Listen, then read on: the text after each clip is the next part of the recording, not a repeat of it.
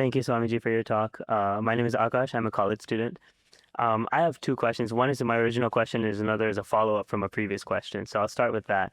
You talked about how artificial intelligence and stuff is not conscious because it lacks this innate consciousness, kind of. But we do see that it does have similar decision-making processes and similar kind of the neural network work in a very similar way to at least what we know about how our brain works. So how, like, I guess this is kind of touching simulation theory, but how can we even make the claim that that consciousness does not exist? Well, let me start with that. How can we make the claim that that consciousness does not exist in artificial intelligence, those systems?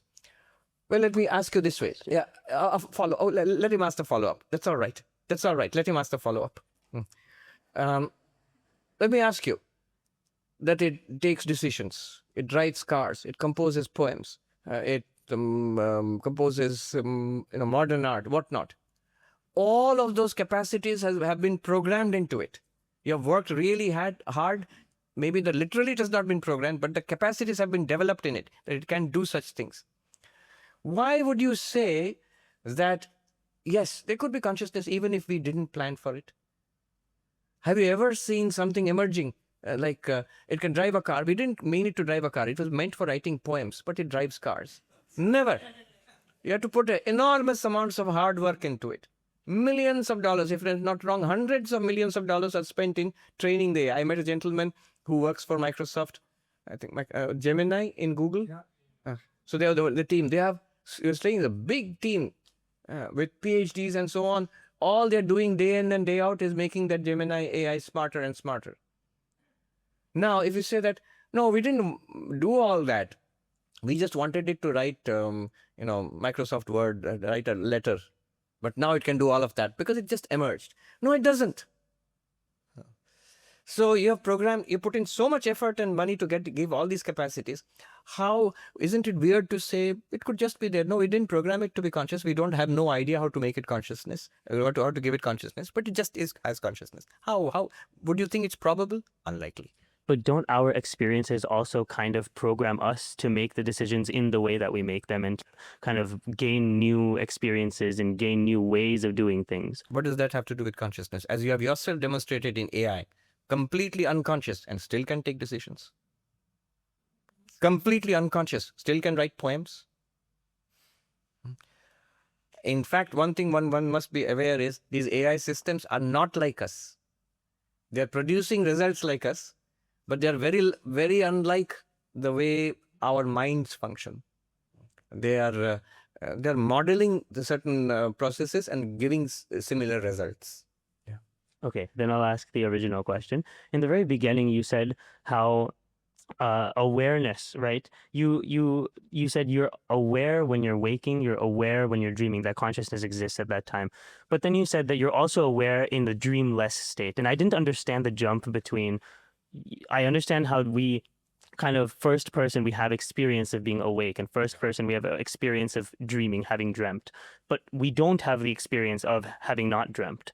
Then how do we prove, or how do we come to that conclusion? But you have the experience of deep sleep. In every culture around the world, and personally, each one of us knows what it is to sleep without dreams. We say things like, I slept like a log. That's a phrase in English. I didn't know anything. I always say the Bengali equivalent is, I slept like mud, ghuniye kada. Why? Because in Bengal, it's always 100 degrees and temperature and 100% humidity. So if you go to sleep, you're going to wake up feeling like mud. So every culture in the world has an equivalent for dreamless sleep. Why, if that was not an experience? How could you talk about it? There's a lot of debate about this. There are philosophers who hold what you say, that yes, dreamless sleep is there, but it's not an experience. There's no consciousness there to experience dreamless sleep. So what we do there is we wake up and then we infer that there was a period of where I had no experiences and no dreams, and therefore that was dreamless sleep. But then the Advaitin will reply to this argument by saying, look at your own experience.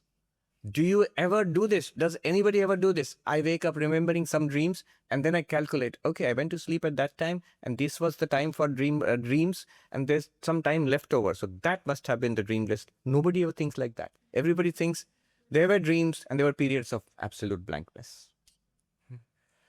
That's an experience too. Even time can disappear. General anesthesia. I experienced it recently. General anesthesia. Very interesting. It's deeper than deep sleep. They put you out and come back again. And yet there is a gap. It's not a remembered gap. It's still an experience. It's not seamless. Why it seems to be nothing at all is that I was reading a paper on it, that general anesthesia also removes, when you wake up, it removes your sense of memory also. That's why what was experienced at that time is not recalled anymore. That's why it seems, this is scary, some surgeons, doctors who know how it works, refuse to go under general anesthesia. It seems there can actually be severe, excruciating pain when you are being operated upon under anesthesia, as if you are not anesthetized, and yet you do forget everything when you wake up. So you're not really anesthetized. That sounds horrible. Anyway, the point is, the reason we feel like that is all our experience now is consciousness plus mind plus senses. In dreams, it's consciousness plus mind. Now, when mind and senses are knocked out of the equation, it feels like nothing. It's like, as I said, the dark space example. It's filled with light. And yet, if we did not know what light is and what's darkness, we would say that it's just darkness. There's no light there. Why are you claiming there's light? I don't see anything there. Not because the light is not there. It's just because there's nothing to reflect that light. So in deep sleep, in anesthesia, there is no object for consciousness. To have an object for consciousness, you need something to function, like a mind, like senses, and maybe the world also. That's the answer. Who's next? Yes. Think. Yes. My name is Swaraj. Yes. আমার প্রশ্নটা হচ্ছে যে how this awareness or consciousness can be related to or associated with bhakti or devotion. So Swami G, different people think of God in different ways. Some people think of it as... I'll just answer the first question. I mean, this is good enough. It's precise enough. How are we doing for time? We have got, what, 5 minutes? 10 minutes more. 10 minutes more. Okay. The answer is, remember the verse which we did today? Namah Shantaya Tejase. And the two meanings of Namah. Namah means bowing down. Bowing down is always I to something else. I to God. You can treat that consciousness as another, though it's you, but you can treat it as another. How do you do that? Well, just remain as you. Your name is Swaraj.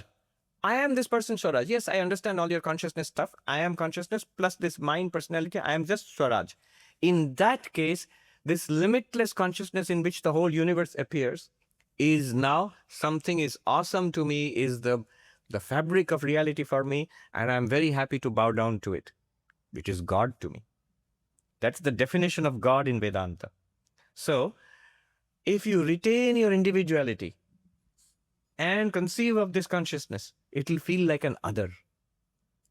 This is exactly what Turiyananda Ji said. He said, when Swami Vivekananda said I, it was a cosmic I, the I of everybody, that one consciousness, I am that.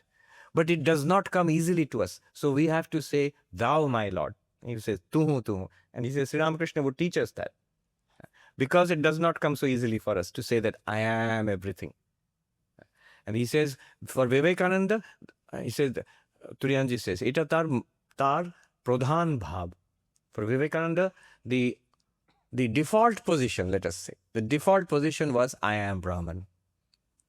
For us, our default position is I am this guy, this person. I can push myself into the I am Brahman mode with lots of YouTube lectures and thinking and little meditation guided and all of that, and sort of get it, but it's not natural to me. So it's natural to me to regard that ultimate reality as God. So what is our object of devotion is the same pure consciousness. With a name and a form, it is Krishna for us, or Rama, or Ramakrishna for us, or the God of religion.